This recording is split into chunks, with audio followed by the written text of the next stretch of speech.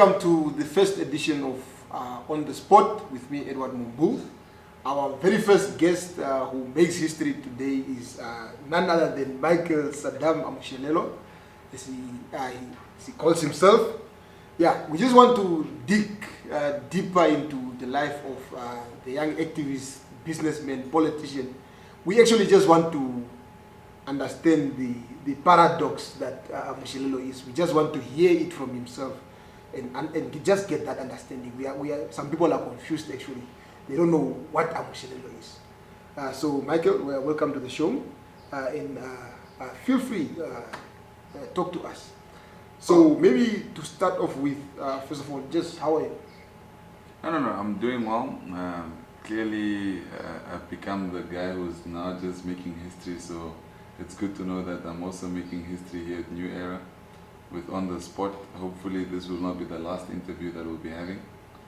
And but I'm glad that we're now creating newer platforms so that we can be able to engage directly with the end user, so that people can also get to know who are these people that they always see their faces in newspapers. Because half the time someone just sees a picture of you, they read a story, but they do not really know who's this individual that this story is being written about.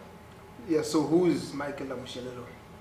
Man, I'm just a passionate young man who basically wants to see a better society. Now, I'm fortunate to have been born in a country called Namibia. And I'm saying I'm fortunate because if we look in terms of the size of our country, we have a very big country and we have a very small population. And to make matters better, we are blessed with a natural abundance of mineral resources. But for some reason, these resources are not being equitably redistributed. Now, what angers me as a young person is that I know for a fact that there is more than enough to cater for every single Namibian. No Namibian should go to bed without having a proper meal. No Namibian is supposed to be living in a makeshift structure. No Namibian is supposed to using the riverbed as a means to utilize when nature calls. And no Namibian should be unemployed, and many of these social ills that we're seeing. Now, I feel that this country just needs proper leadership, and once we've got that right leadership in place, I'm sure that this country will be one of the most prosperous countries in the world, given the fact that we have such a small population, we have such a huge amount of land, such huge resources.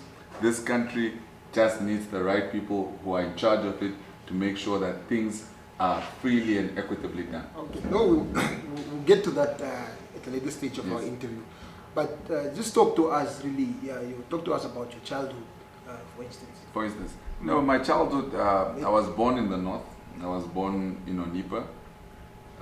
The year was 1991, January the 22nd. So immediately after I was born, my dad, I think at the age of 1 or 2, he then relocated me to Windhoek because he wanted me to have a better opportunity in terms of schooling and all of that. So I lived in Vanaenda. I went to a primary school called Moses van der Bijl, which is in Soweto, Penning Street. After I finished my grade 7, I went to Concordia College, where I went until my grade 12. Grade 12, obviously, I didn't get the required results that I needed in my grade 12 and a G in mathematics, so I did not qualify to go to university. My parents then advised me to go and do some few subjects to upgrade them because they passionately believe that one needs to be a degree holder to make it in this life. And I don't blame them because they come from that era where one needed to be a mitiri, which is a teacher, or you needed to be a nurse in order to basically be recognized by society as to be something. So I did that, and then eventually I upgraded my subjects, and then I applied to go to UNAM to study law. I was not accepted to the law faculty. My second option was media, so I wanted to also do media. I always felt when growing up as a child, I would be a good media personality because I already had a loud mouth, so I figured I could put this loud mouth to good use by making sure I'm able to communicate information and things like that. The same way I used to grow up watching the late John Keddy, the likes of Bolly Muteng, and many other presenters that used to be on NBC, because back in the days, if you didn't have DSTV and your parents didn't have much, NBC was the only option that you had. So watching Afro Connection and Penduka and all those things, I also felt like, man, I can also be able to present a show, because I felt confidence in myself. I think I had the courage to be able to speak in front of the camera. So that's basically who I am, and this is basically how I got here. Yeah, now, Michael, perhaps if you could, what was the household setting? How did you, I mean, some people really, you find them say, no, I grew up in a dysfunctional household. How was your setup like? How did you grow up? How were you raised? Okay, so basically my dad didn't get to marry my mom. So my mom lived in the north. My dad lived in Windhoek. My dad eventually got married to another woman. So I literally grew up in a situation where every holiday I'm at my mom's, and then for schools I'm with my dad. So I was literally between my two parents. So now when I go to the north, I had an opportunity because my grandmother was still alive from my mom's side, as well as from my dad's side. So I'd always visit the both of them. Now, I've realized that most of the wisdom that I now think I perceive to have is from the times I'd spent with my grandparents. And they basically molded this fearless person that you guys see today, because they would always encourage me to say that you must stand up for what you believe in, you must stand up for the truth, don't be afraid even if you stand alone, and all these things, to say that sometimes, yes, what you are standing for, most might not be able to support you, despite the fact that it's the truth that you're standing for. But don't wait for others to stand with you with your truth. You stand alone, and others will eventually realize that what you're standing for is correct and is right. So that's basically how I grew up. So between my two parents... On your father's side, perhaps, what are those morals and principles do you recall that perhaps your father instilled in you? My father was a military man, so he instilled a lot of discipline in us. And you know how military people are. They're literally strict in terms of discipline and things of that sort. So I think part of the reason why I'm a bit disciplined is because of that side of my father. And I say I'm a bit disciplined in the sense that I'm not entirely like my father, because my father was a man used to getting orders. Now, I for one, I'm not used to just being a yes man. I always like to challenge things. I always like to question things. I mean, I remember there was a time when I failed my grade 12. My dad was like, I think you should apply for the army and things like that. But I could clearly already foresee that there's no way I was going to survive in the army, because me and the generals would always be at lockerheads, because they would be saying, no, Amushelelo, you must go do this, and I'll most probably be saying, but why general? And then in the army, there's no whys. You just follow what the orders are being said. So the discipline part I got from that, but my mother was more of an entrepreneur. Growing up, she would always try and find new ways on how to make money. She will still be employed, but she'll still be having her side businesses, just basically trying to provide for the family and things of that sort. So I think that's where I got my entrepreneurial side of life from my mom, because she is literally a go-getter. She doesn't believe in a no. If she wants to achieve something, she literally doesn't stop until that particular thing is achieved. So I think that's where I get that drive and motivation from. I think that's from my mom's side. Okay. Now, where does this name Saddam come from? Now, is it part of your national documentation? Yes, so I was born in 1991. And just to give a bit of context in terms of why I'm Saddam. In 1991, Saddam Hussein had invaded Kuwait, and that was the start of the Gulf War.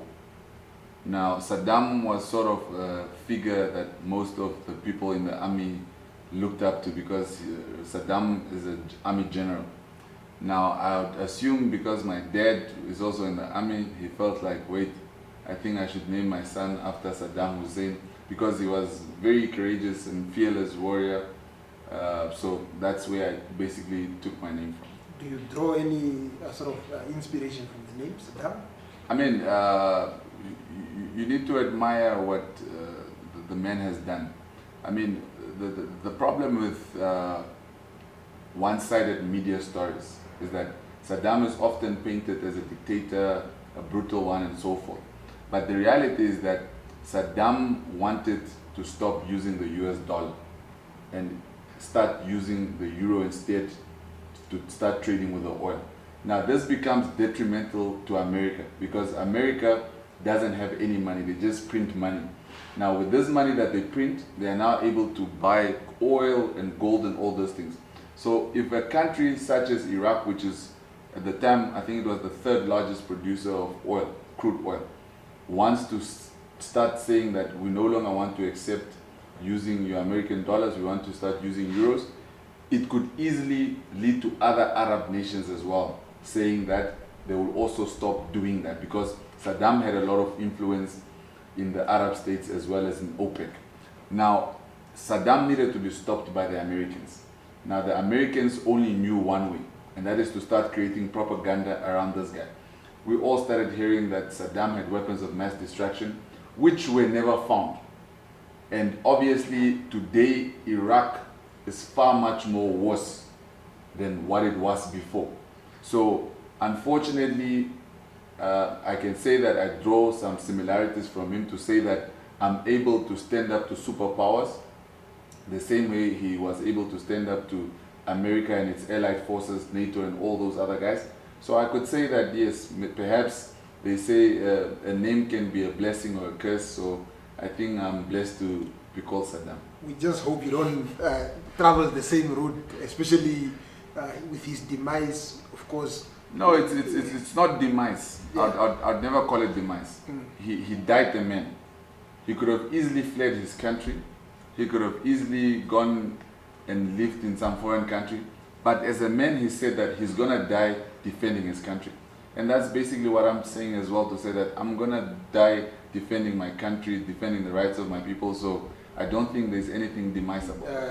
Let's talk about your life now as an adult. You are married. And in fact, I'm one of those who were shocked that Michael Amushelelo is married, because I think during the arrest, that's when we read reports that your wife was there. I was like, come wait, is Amushelelo married? Because for someone at one point who, with your kind of resources, or perceived resources, if I may put it that way, we expected the traditional, flashy, glamorous weddings, especially from where you come from. Are you married, Chief? What's up? No. When did you get married? When did you get married? Talk to us about that. I got married 2021 on the 13th of August. I basically told my girlfriend at the time to say that, hey, I think I want to settle down. Would you like to settle down with me? And she obviously said yes. And then I said, you know what, I'm not much of a person, I love money. So I do not feel the need to feed over 200 or 300 people. And then after feeding all those people, they'll still go say there was not enough alcohol, there was not enough meat, there was not enough this, the tent looked shitty, and all those things. So at the end of the day, they'll still criticize you despite the fact that you had spent how much money on this particular wedding. So I said, let's go have something quiet, something silent. And then that's basically what we did. We went to the magistrate court. I went with my 2 witnesses, or my 1 witness each. We got married, we had dinner, and that's about it. Because part of the problem why a lot of marriages, especially young marriages, are failing is because people get into debt trying to show off these nice, massive weddings. And as a result, half of the time, the couples are just arguing about, yeah, but it was you who wanted to have 300 guests. Yeah, but it was you who said each table must have moeds. It was you who said each table must have this type of alcohol, this and this. So now, you guys are no longer building yourself as a young couple, but you are now busy, basically, the little money that you're getting, you need to start paying off your debts. And I don't think that any couple should start off their marriage life with debt. And it just becomes financially unwise. And I think a lot of our people need to be educated to say that we need to take this financial literacy thing seriously.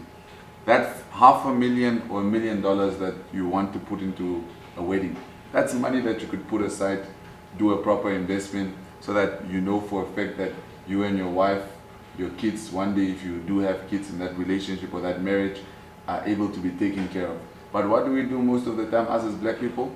We want to squander $1 million in one day, and then we wonder why we black people are generally poor in terms of compared to other races. It's because we do foolish things to just please a few people, and I don't like to be peer pressured, and I don't like to follow what others usually do, because You want to follow the trend. I believe I'm a trendsetter, so I don't think I need chandeliers in a tent and all those things. I'd rather have chandeliers in a mansion that I've built, as opposed to just a chandelier that was rented for 10,000 per day in order for me to impress a couple of people. Obviously, our parents didn't understand of this unorthodox methods that I use, because every parent, obviously, it's a sort of a pride thing where you want to brag about it, to say, yes, in my house we had the biggest tent, the whole village were able to feed them and all of that. So unfortunately I deprived my parents of those bragging rights, but I made them understand that I'm an adult and I need to make my own choices and I need to follow my own path. And you are married and happy. Precisely. Yeah, now, do you have kids? Yes, I have a daughter. I do not speak much about her on social media. If you go to my social medias, you're likely not to find out about her. People just recently found out about her because some of these court cases, when we need to battle, then they ask you who are your dependents, then we now need to give birth certificates of our children so that they can see, oh, okay, this person has this and this amount of people dependent on him. So I do not really like to speak about her, because the life I chose already, I knew for a fact that I do not want to bring her into the spotlight, into the limelight. So I'd rather her grow up as a normal child, like all normal kids, as opposed to me being there, putting her every day on social media and exposing her to all sorts of things that I do not know what I'll be exposing to her. Because there's a flip side to social media. There's those people who are there, they are happy for you, they are liking there, but at the same time there are those people who are not happy that you have a child and all of those things. So that's why I'd rather not post much about her or speak much about her in public. Welcome back to On The Spot. My guest is none other than Michael Amushelelo. Now, Amushe, as we call you in the streets. Yeah. Now let's talk about your business, if I may put it that way. What was your first business idea? Man, so the first business, or let me say how I got into entrepreneurship. While I was in primary school, my dad was deployed to Germany. I'm not quite sure what he went to do in Germany. Never really asked him. But I think he got deployed there by the army or so. So when he came back from Germany, he bought a toaster. Now, when he bought this toaster, we then started making toast bread. And then we'd make toast bread and then take it to school with. Now, eventually, as I would take my toast bread to school, the other kids were fascinated by this nice sandwich that looked so delicious. And they were like, where do you get this? And I'm like, no, I get it at home. And then the one kid offered me actually $1 to buy my one sandwich. And then I gave it to him. And then the following day, he was like, can I buy again another one, because yesterday I liked it. And then that's where I realized, oh, there's an opportunity for me here to actually start making bread and coming to sell it at school. So that's how I first sort of got into this entrepreneurship thing. Now, eventually I went to high school. In high school, I started selling lollipops. So my mom had bought a packet of Stockies, and then I basically started selling them at school. And then at school, I was popularly known as Stocky, and then, or sometimes Lollipop, or whatever the case is, that's how they would call me. And then I used to basically trade with lollipops and Stockies. So after high school, when I failed my grade 12, that year, while I was busy doing the upgrading of my subjects, I then started a cleaning company. I called it MCA, Micro Cleaning Agency, where I basically started cleaning people's yachts. And then I started making an income from that. And then with that income, I could then support myself to pay for taxi fare, or basically to buy my cosmetics and things of that sort. Because I already sort of understood that in life, you cannot be financially dependent on the next person. And that is why I basically started doing all of this. Eventually, I opened up what I called Michael Mini Shop, which was basically a shop at home where I was selling rations, hot dogs, cool drinks, recharge vouchers, and all the small things that I needed, those daily needs that I needed at home. Now, eventually, I realized that the airtime business was doing very well, because at the time we didn't have this luxury of getting free SMSs and all of these things. So it meant that if you needed to SMS someone, you must make sure you type a whole paragraph. This thing where you just now type a K and then you send, it was unheard of that time. That time you make sure the whole story is in and then you send. So the airtime business was doing well, but I realized that I needed to get a good location in order for me to, that is traffic or volumes. So I went to, because I live in Bananda, I then started selling at Bananda bus stop, my recharge vouchers.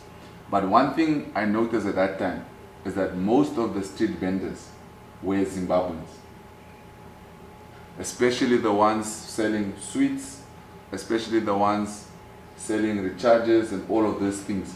They were mostly Zimbabwean vendors. So people, when they would walk past me, they always assumed I was Zimbabweans. I was a Zimbabwean.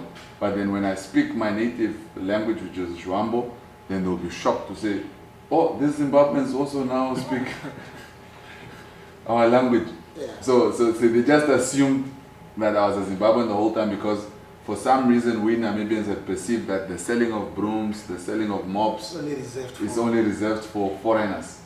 And at the time, many of us were unemployed and all those things, but would have rather opted to be at home doing nothing, as opposed to going out there and then basically taking up some of the spaces and opportunities that are there in life. And I felt like this was very odd, because why are we so shy, or what is it that's hindering us Namibians from actually being on the streets like our fellow Zimbabwean brothers and basically selling things on the street? Okay. Let's discuss the forex, the whole forex business, because it is during your forex trading that that really attention was now on you, and in the advent of obviously social media, you now, people could speak to you. You had clips going viral where you were sometimes promising these returns when people invested in this business. So just talk to us about the whole forex business and the whole idea behind it. So forex is not an idea. It's a market that actually exists, and it's one of the biggest lucrative markets in the world. Now, the forex market dwarfs the stock markets. Stock markets, you most probably have around 1 trillion or 2 trillion running on the stock markets. Now, with the forex market, you have about 7, now almost 8 trillion on a daily basis that is running on this market. Now, what that simply means is to say that it's a market where currencies, especially major currencies of major big economies, are basically trading. You've got your US dollars, you've got your British pounds, and then you can continue naming them. Now, these currencies basically compete with one another to see which one is stronger against the other. Now, you then, as a forex trader, you then decide to say, based on analysis of trends and charts, you then decide, are you either going to buy or you're going to sell? Those are the only two things that happen in the forex market. There are no in-betweens. If you are in between, then that means you're not either making money, neither you're losing money. So if the market, let's say, is going up, then that means it's a perfect opportunity for you to buy. And then as you buy and the market is going up, then you are able to make money. Now, similar to when the market is going down and you sell, then you also make money from that. Now, the beauty with the Forex market is that you are now earning money in foreign exchange. The accounts, usually when you open an account, you have an option to say you want it in Japanese yen, you want it in US dollars, you want it in pounds, or whichever currency that is available that you want. Now let's assume then my account is in British pounds and I just make £100 on the foreign market. When I bring it to Namibia, or when I withdraw my money from the market and the money is cleared into my bank account, I no longer just have £100. It's multiplied by whatever the currency exchange is. So let's assume the currency exchange is at £20. That simply means that I've now made $2,000. So when I now make $1,000 or £1,000 on the market, you multiply it again by 20. So it was that multiplying factor that coupled me to easily become a multi-millionaire. Now the problem with money is that it's like a pregnant woman. You can't hide it. Everyone can see it. Because number one, you start living better. Number two, you start living a more comfortable life than most people. And you just start also glowing, man. There's that thing where people are like, man, Chief, you look like money. It's because you have money. It's not just you. It's not a coincidence. I have money. I don't look like money. I am money. So eventually, what we then started doing is that a lot of people started approaching us to say that, Chief, we also want to learn what is this thing. Now, before that, we started with the Bitcoin. Now, Bitcoin, I'm sure if you go back, there were articles written where me and the Bank of Namibia had clashed, where they had even frozen my accounts prior to the Forex, saying that Bitcoin is illegal and all these cryptocurrencies and all this shenanigans, because cryptocurrencies had emerged and most of the central banks did not understand this because their system is based on fiat currency. Now, fiat currency is basically paper money. Now, when these digital currencies then started emerging, most of them were fearful to say that what is going to happen to the real money and all these things. So Bank of Namibia immediately jumped on the bandwagon of saying these things are illegal and we do not accept cryptocurrencies, and up until now, they're still not clear on what position they are. So I said, okay, fine, let me not get into trouble with the regulators for cryptocurrencies. Let's focus on Forex. We went to them, we had meetings, they didn't have an issue with it, we had presented to them, we even have minutes of those meetings that we had with them, and they were like, no, it's fine, you guys can do whatever it is that you are doing, we don't have an issue with that. So we then started offering Forex classes. This is basically to give you the skills, because I always believe in the philosophy of teach a man how to fish so that when you're no longer there, he can at least rely on his skills to be able to fish for himself. And that's what we started doing. The younger kids caught on very fast because it's basically you can trade from your laptop, from your phone. So due to the fact that they were tech savvy, they were able to immediately be able to catch up with this Forex trading. Now our older generation, they couldn't catch up very fast with these things because the market is not just about analyzing the charts. You must be able to read the news. Let's say, for example, the federal chairman today says that there's going to be an announcement of the repo rates or things of that sort. Immediately, the markets already start shivering to say in which direction are the repo rates going to go. And this is now the United States. Now, remember, when America somehow sneezes or anything happens there, it affects all the global markets because America is sort of, it's still the biggest economy after China. So whatever happens there affects the global markets. Similar to if China says they're going to start throwing missiles to Taiwan or anything of that sort, the markets also react based on that type of news. So you then need to analyze all of this information before you place your trades. Now for our old people, they were finding it a bit difficult to be doing all this analysis because now they must focus on what is the news saying, they must focus on what the markets are saying, and it became a bit confusing for them, and they were like, my son, can I not just give you my 500 and then when you are You just put it into your account, and then when you make money, you give me a particular my cut. So that's what we then started doing. But then the bank started, one of the issues is it more or less looked like a pyramid scheme or something. In that same period when I was doing Forex trading, I'd also gone into politics. I tried to convince my fellow young people to come together so that we can basically form our own political party for young people. That's when you formed Power. That's when I formed Power. Now, you remember with Power, I was pushing it massively. And just before that, we started it in 2018 with the hopes of taking part in the 2019 elections.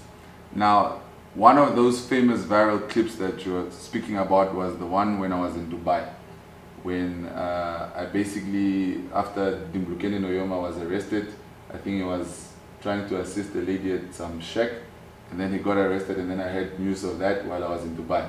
And then I was on the toilet pot, and then I started saying how Hage is an educated fool and all of that. So that is basically where I sort of started rubbing shoulders wrongly with the so-called superpowers or the top dogs or whatever they try to call themselves. So immediately when I got back to the country, I had already received to say, yeah, you are just talking too much because you are in Dubai, you don't have courage, you are just like many of these people who ran away to foreign countries for better opportunities. So most people had thought I'd actually run away and I relocated to Dubai. I was like, no, Dubai I just went for my birthday because it was one of my lifelong dreams to say that I'm born in January, so during this month where people always say they are broke, I'm going to show them that in a broke month, I'm going to Dubai and buy. So that's when I decided to do that. Okay, now Amushelelo, one of the things is, I mean, of course I asked this being very cognizant of the fact that some of these matters are sub judice. Sub judice, you see, the thing about me is that most people say we have no respect for the judicial system or anything of that sort, but I feel that some of these things, it's almost like us discussing the fish rod method.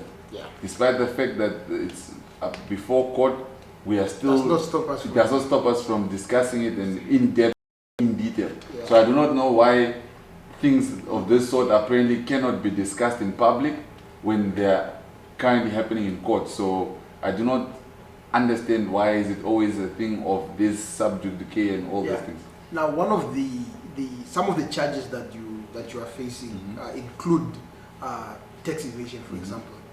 And as you know, taxes are it's from taxes that the government or the state generates revenue to provide some of these services that you are also on the other side fighting for. So how do you balance that? Is it perhaps a trumped up charge? You see, here's the thing. Yeah. If you had looked at the initial charges that government had charged us with, there were only about 4 charges, which was mainly, in fact, only 2 charges. It was only money laundering and fraud. That's about it. Then they took almost 6 months to then come up with again this, because they realized, okay, here we might not be able to get him on the money laundering and the fraud. So maybe let's try and get another avenue. Let's find tax evasion and all these things. It's like 300 or so charges. Now, the 365 charges, just to explain to you why there are 365 charges, they literally took all the clients that were willing to testify against me and then said, are you willing to testify against Amushelelo? They basically, the police coerced these people to say that if you testify against him, you'll be able to get your money. So that is how most of these people then ended up becoming sort of witnesses for the state in order for them to ramp up these 365 charges. Now, the government in any case wants to have as many charges as possible, because remember, they just need to get you on one charge, irregardless of whether the other 364 charges were baseless. If they get you on one, then obviously they still can be able to lock you up. So it's like them casting a net as wide as possible so that they can basically be able to see they catch something. But like I've stated before, these are bogus charges. The state is clearly scared. I'm not quite sure what they're afraid of.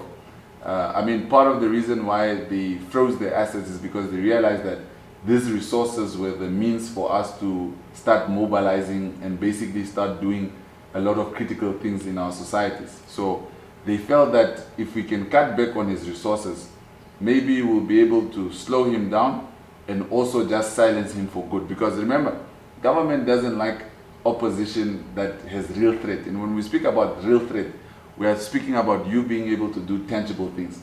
Now, most people just do the talk.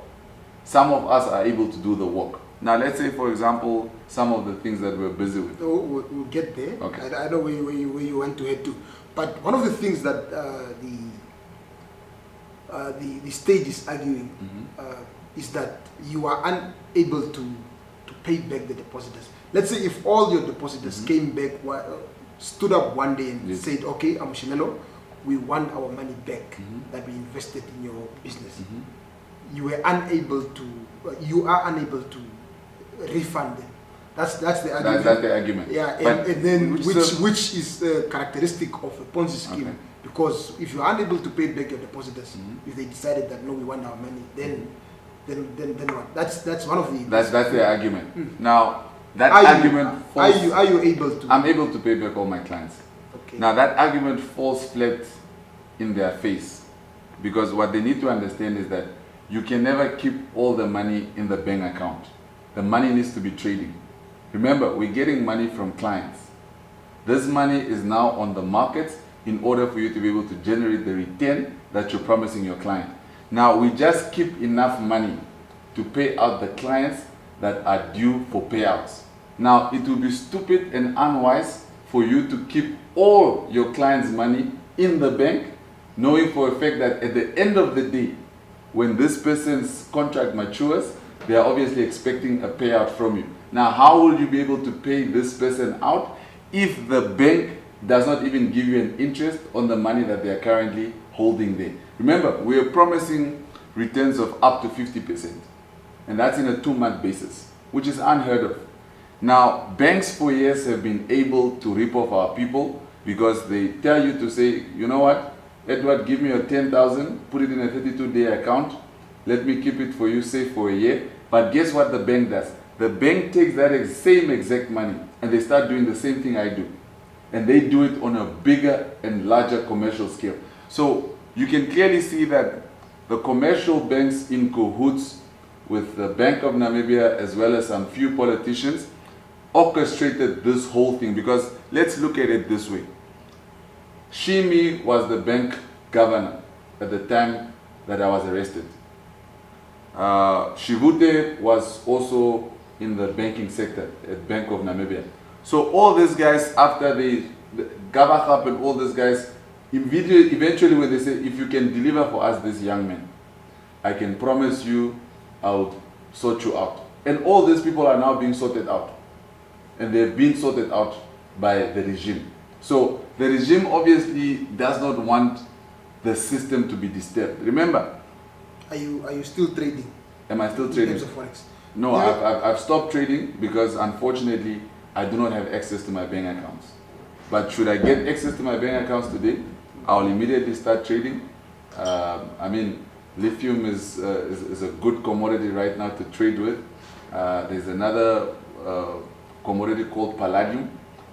It's one of the most expensive minerals as we currently speak. So there's actually a lot of opportunity in the market for me right now, but I'm losing out on this opportunity because I now need to be dilly-dallying with this Mickey Mouse regimes that basically do not want our people to become economically liberated. Now, before we go on a break, let's talk about property group Safe Namibia.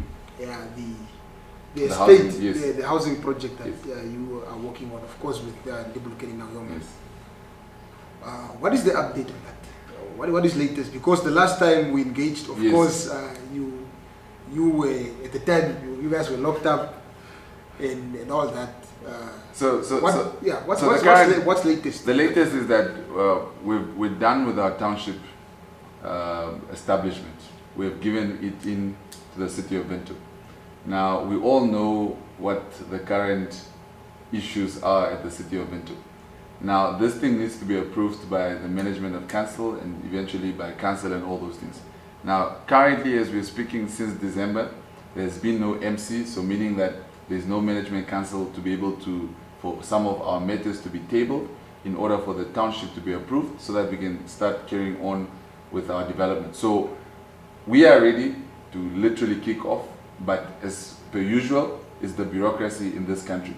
So the bureaucracy is what kills a lot of projects. The bureaucracy is what kills a lot of opportunities for young people. So I think we seriously need to have a real look at how things are done in this country, because I honestly feel that we are not serious in terms of how things are done, because some of these processes are not supposed to be taking this long. But also, Amushe, when you speak about the current state of affairs, you are now drawing our attention to the city of Windhoek, which is currently dominated by opposition parties.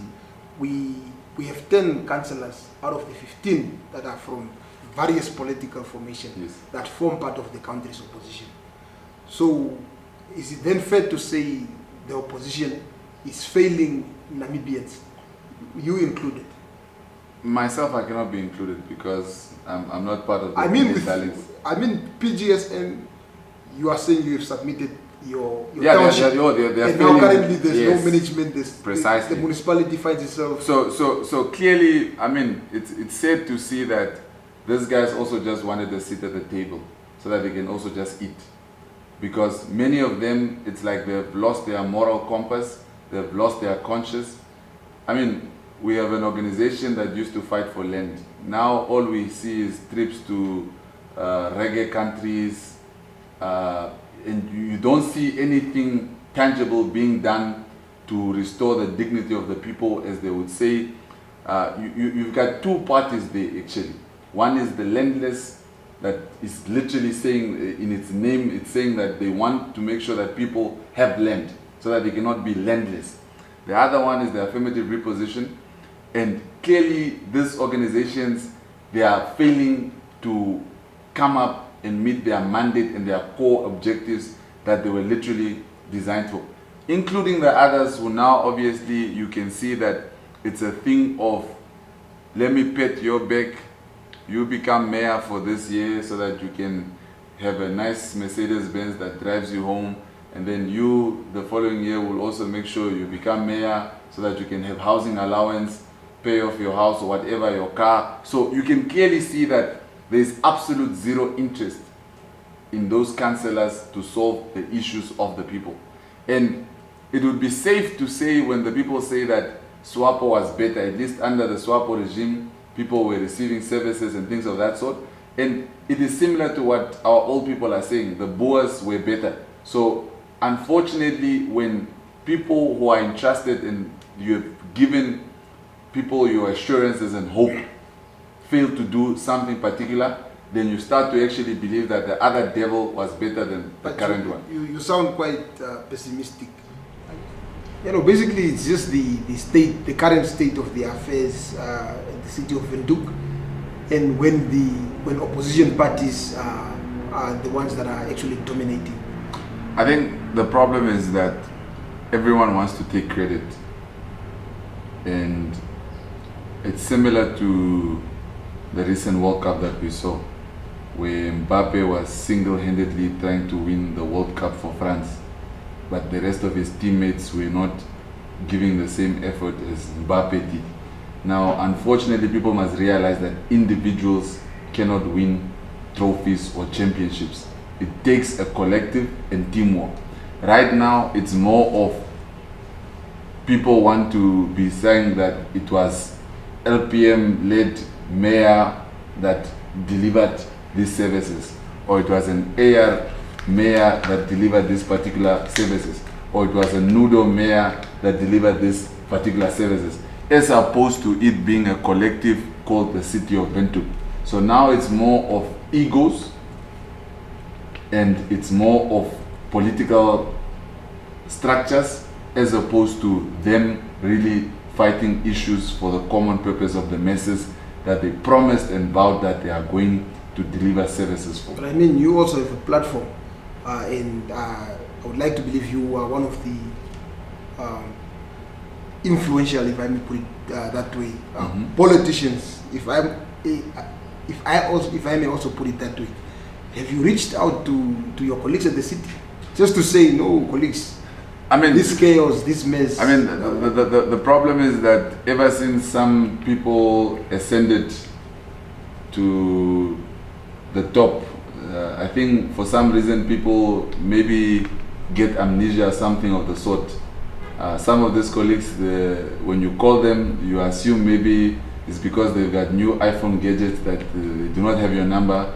You leave a message to say it's who's calling, but they do not respond back to your calls. So you can clearly see that these guys, once they reach a certain level, they no longer have an interest with those of you who are not in the corridors of power. So they feel to say that because we are not part of those corridors where power is being discussed, we can no longer give our inputs and suggestions for them to, because they, you know, someone once told me that people who are often at a place where you are not, they are very difficult for you to advise them, because the first thing you would ask you is that, have you ever been in this position that I am? So where then are you getting the wisdom and the courage to tell me or to advise me to say this is what I must do and so forth? So I think that's also part of the reason why some of these people were not able to reach out to them and give them our ideas. Now you are a full-blown activist. I don't know, are you an activist or are you a politician? How do you, in which category do you fall? Actually? Man, I would not like to fall in the category of politicians, because I think the name politicians over the years has lost its generic value, because now it's more politics of the belly than as opposed to be politics of changing the lives of the masses. So I would like to de-associate with myself being called a politician, because these are guys who make empty promises, they don't deliver on anything, zero accountability, zero action on their part. So I would not like to distinguish myself as a politician or an activist, but I'd rather distinguish myself as a leader. And this is what leaders do. Leaders give guidance, leaders show the direction in terms of things the way they're supposed to do. Leaders influence society in a positive way so that things can positively be changed. So I think what this country needs is leadership. Let's do away with politicians, let's do away with all these other things, but I think what we need right now as a country is leadership. Now, you are an entrepreneur.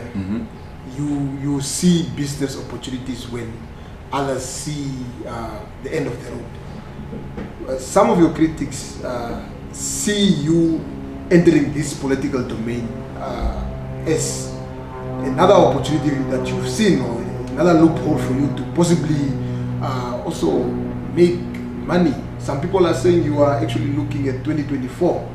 You want to go to parliament. Okay, can you just respond to that? Parliament, what's the salary for a parliamentarian? 51,000, 52,000? That's money I can make in 2-3 days. So I don't need the salary in parliament. In fact, I've stated it several times to say that should I ever find myself in parliament, I need people to hold me account that I do not need that salary. That salary can be donated to an orphan age, it can go to building a school or renovating, but I do not need salary. What I need and want to do is basically change the landscape of this country. Now, it must be worrisome if dentists are trying to become presidents, if entrepreneurs are entering this landscape of politics. Very soon we'll see cleaners, gardeners, nurses, and even journalists maybe entering this politics, because they can clearly see there's a leadership vacuum and there's a leadership crisis in this country. What we're seeing is a crisis, and someone needs to respond to this crisis. Whether now it's me, whether it's going to be you, but someone needs to realize that this country is on autopilot. The pilot is currently sleeping. Someone must take charge of the plane, because remember, there is only a certain amount of fuel, and that plane cannot continue being in the sky just flying up and down. It needs to be brought down to the ground. We must re-strategize, replan, refuel, and be able to take off so that this country can be taken to a better destination.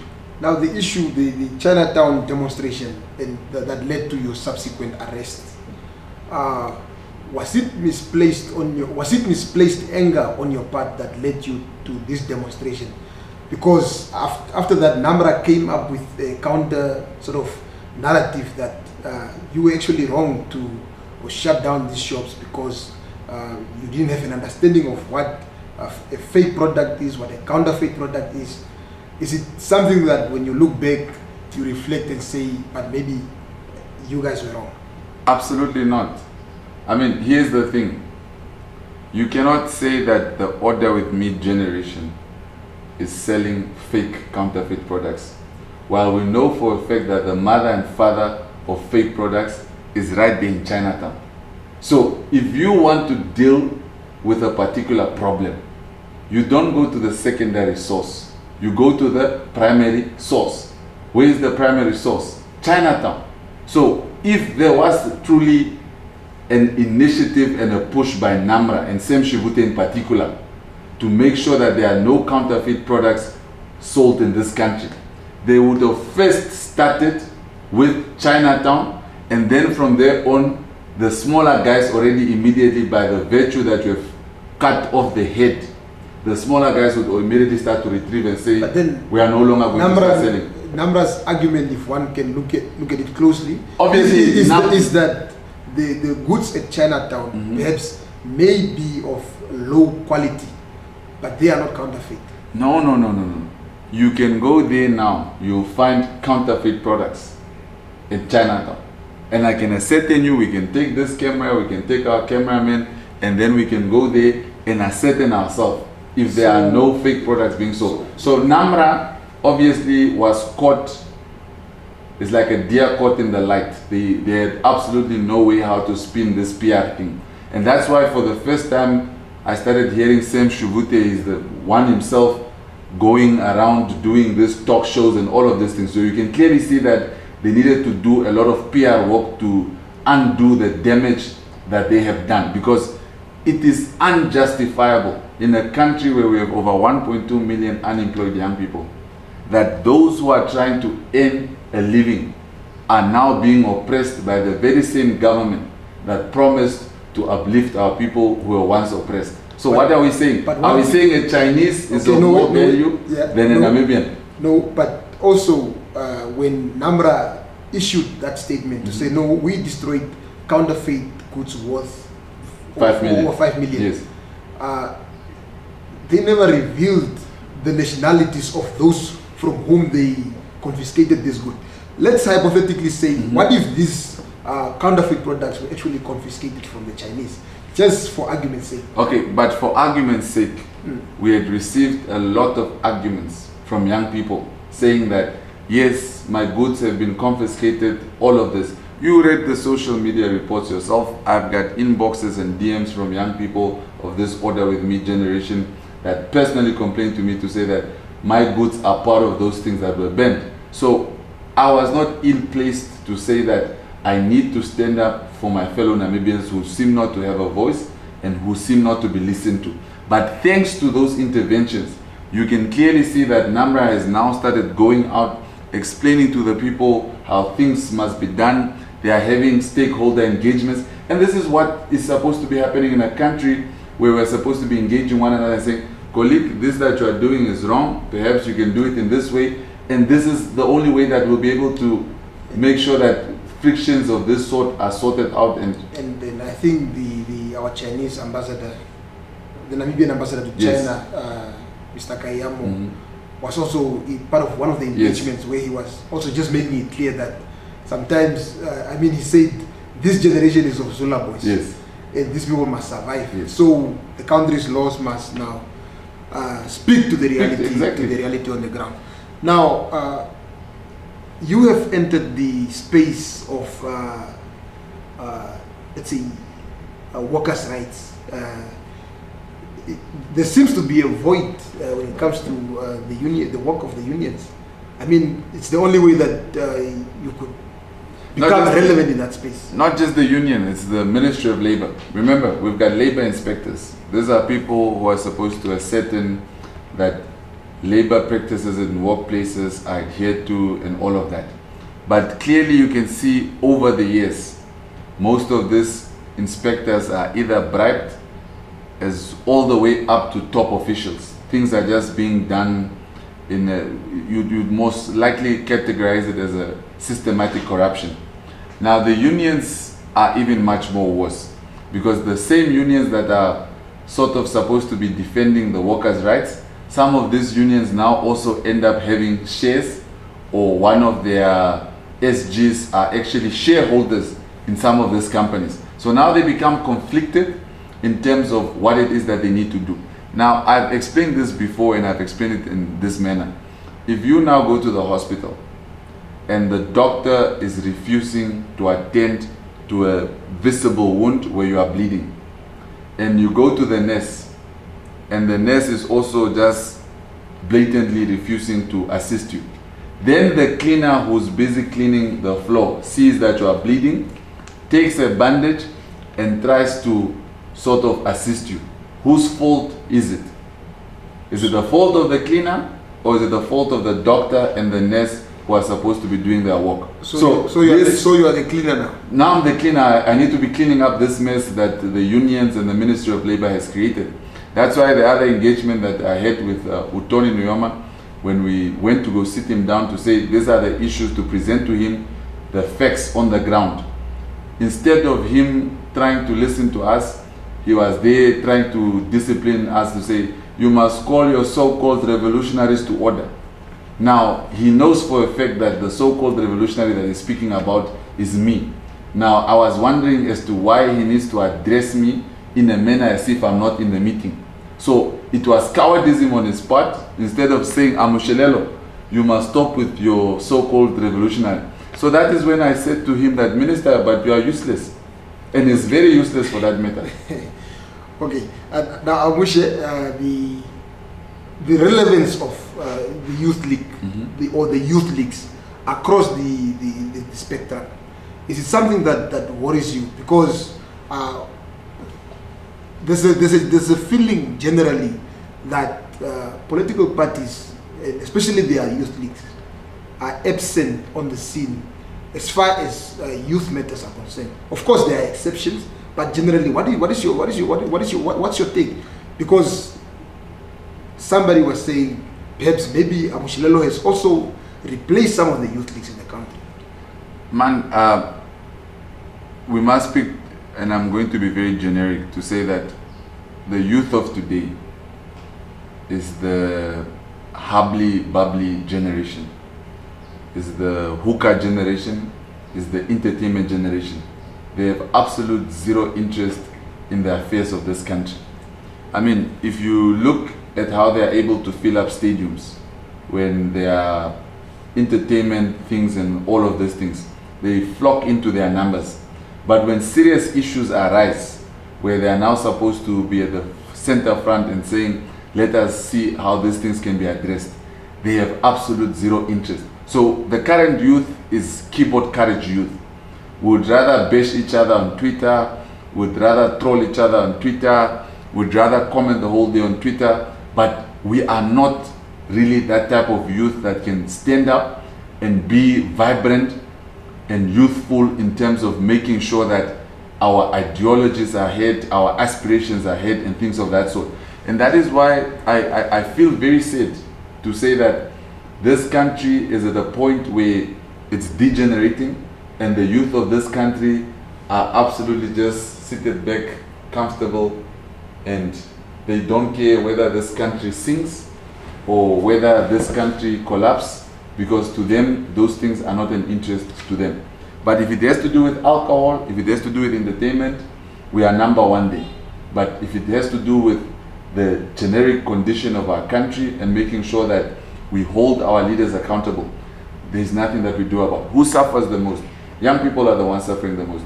Recently, I had led the demonstrations for registration fees to fall, but the students themselves failed to turn up in masses in order for these registration fees to either be reduced or for them to be completely done away with.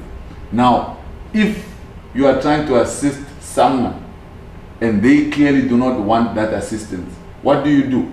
I think it's best you move on and then you see who else are you able to assist. Now that you're bringing up that element, I remember towards the end of last year, there was a recording that you did, yes, where you were saying, no, I'm retiring from this whole activism thing. These people are useless. Yes. You are trying to help them. They are not even willing to be helped. Precisely. What changed? So what triggered my comeback was, I think last month, I was called by employees of Total Riverside. It's a service station in Eros. And they complained to me to say that they have not been paid the whole of December. Now, as a husband and as a father, I then asked myself to say that, how would I feel that I worked the whole of December, but I was unable to have money for Christmas, to spend, to buy at least a chicken or have food, or buy my child new clothes. And this was now January the 9th or the 10th. And how am I even going to buy my child's school uniform or pay for this textbooks and all of these things? So that empathetic side of me then kicked in and said that, would you deny this person the call if I was in their shoes? So I literally put myself in their shoes to say that, if I was this person and I'm calling on someone who I know has a voice and has the potential to be able to solve my problem, will I say yes or will I say no? So I said to myself yes, and that is why I went to go assist them. Now, you know already my line of work is that I always use my social media so that people can be able to see what is going on and just to give an update to the nation. So other people saw, oh, the guy is back. So eventually the calls just kept coming and coming and coming. And when you hear these stories, some of them, they are very sad. And my conscience when I go to bed doesn't allow me to sleep, because I knew I could have done something to assist someone, but because of my own selfish needs, I chose not to assist those people. So that is why I'm constantly putting my life at risk. I'm constantly putting myself in harm's way, and sometimes we need to face jail time. I recently spent the weekend in custody in Walvis Bay for leading the protest where a young girl by the name of Fabiola had killed herself, who was working for ShopRite. And you know, some of these things, it takes an emotional toll on you, because these are real life people and these are real life issues. And the families, the colleagues, you can feel the anguish, you can feel the pain. So I think a lot needs to be done in terms of labor matters in this country, and also just in general the issues that this country is facing. And that's why I'm saying that we need serious leadership. I mean, we can say what we want to say, but most of us have been hearing positive things coming from Zambia. And that is because we are now seeing that Zambia is sort of having a leader who cares about the people and who obviously wants to the best for his people. And that is why most Zambians today, if you call them, they are very happy, they are very joyful. It's because they are seeing tangible changes to their communities and to their societies. And that is what we need in this country. We need a leader who is able to uplift the spirits of the people, who is able to bring back the hope of the people, so that the people's dreams are ignited again. Right now, Namibians don't dream anymore. We all just go to bed and then we sleep because the car installment is bothering you, the home loan is bothering you because Gavakap is constantly increasing the repo rate. So these are the things that keep us up at night. Now, the issue of prison, just briefly. Yes. You spending a night in prison, and I think you spent over 3 months also in prison behind bars. What goes through your mind? Does it weigh you down? Does it discourage you to stop fighting for whatever cause it is that you are fighting, or perhaps it is something that fortifies your vigor, sort of, to continue? I mean, the thing is, if it's anything, once you've been imprisoned, it's like these guys are just sharpening you. You know, they say if you want to strengthen an iron, you need to put it in fire. So the more they put me in this fire, the stronger I become. So that is why I think now, with the recent issue of me pushing for the arrest of Shikongo, we've now had some credible intelligence that they now literally want to write me off, because they think that prison is no longer a mechanism to stop me. Because if you look in terms of how I address some of the issues, we address them in a very robust and radical manner. And our police, many of them have not perhaps dealt with some of these things, and that's why you would see recently I was in Karas, not Karas but in Ketmans, and the Karas regional commander, I simply told him to say that we know where some of these police officers live, and immediately he says that is a threat. I'm saying, Chief, how can me saying we know where some of these police officers live be considered a threat? That's freedom of speech. And I was telling them to say, Commander, relax, I'm the one who's in charge here. You can't tell us how to run our programs. So clearly I've become a nuisance to the police, because most of my dilly-dallings are with the police. And for some reason, I feel that the police have now perhaps become the new custodians of the Ministry of Labor, because whenever there are labor disputes, you will be shocked at the amount of police officers that are sent to come and address the labor matter. So perhaps Gengop has not informed us that Shikongo is now in charge of labor affairs. Perhaps he's still going to make that pronouncement. I think maybe he was on holiday, but perhaps he'll soon pronounce what the role of the police is. While you deal with your relationship with the affirmative repositioning movement, of course, over the years following you around and covering as a reporter, we've seen those close links of yourself with the AR movement. But of recent, what happened? Two, why the Namibia Economic Freedom Fighters? Why did you join the NEFF? Okay, so deal with AR first. Okay, cool. So with AR, the ideology has always sat right with me, and that is obviously to restore the dignity of our people and to make sure that the land is given back to our people. That's a cause that I would resonate with on any given day. However, over the years, I've financially supported the movement. I've pumped in a lot of money, and the idea was to make sure that young people come together and we have our movement where we can basically be able to address issues.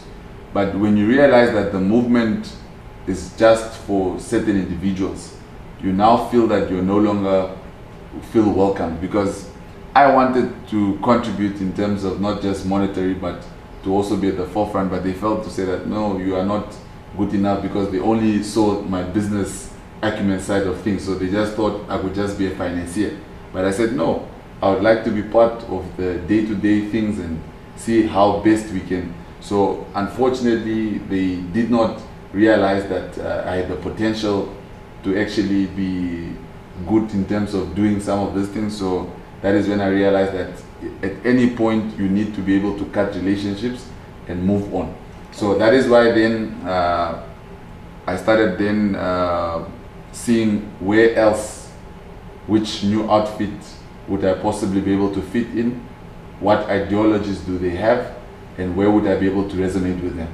Now, due to my radical nature, I cannot belong to some of these many political parties, because by now, from my first arrest, you'd have already seen suspension letters to say that we now distance ourselves from this particular patriot or this particular commissar or this particular comrade. He is no longer a part of us. We distance his actions and all of these things, because remember, most of these political outfits like to be seen as politically correct and all of these things. So I would never be able to fit in it. So I needed to find a movement that is radical, that is robust, that obviously wants to address the plight of our masses. But when you speak about radical and robust in the NEFF, especially the NEFF here in Namibia, would you say they were that which you are referring to as robust? No, they were not, they were not as such, but I knew for a fact that because I knew for a fact that I would be able to fit in there, because the ideology is already suited for us. because our ideology is rooted in socialism. And socialism is basically some of the things that I've also been pushing through with power. So I then said to say that it doesn't make sense now for me to try and revive power. So what you are saying is you were the missing puzzle within the... Precisely. Okay. Now the NEFF itself also has its own issues, especially when it comes to leadership. I mean, they've not had a Congress since they were founded in 2014, which of course also brings the legitimacy of the current leadership into question. Is it something that you've perhaps raised with your leadership? I've definitely raised that, and that is why part of the reason why I've come in is to say that we need to mobilize young people, because we need to have what is called the People's Assembly. Now, the People's Assembly can only take place if we have proper structures. Now, for the past few years, obviously, the movement has not grown to its capacity as would have ought to have wanted it, and that is why sometimes any organization would need injection in terms of influence and all of these things to make it basically popular. Because remember, politics is about popularity. He who is the most popular becomes the most voted. Right now, the ruling party is the most popular political outfit in this country. Now, when people go to elections, the first name already on anyone's mind is the current ruling party. Now, how do we dominate that popularity space as well? And that is why I needed to make sure that when we come in, we do actual work that changes the lives of the people.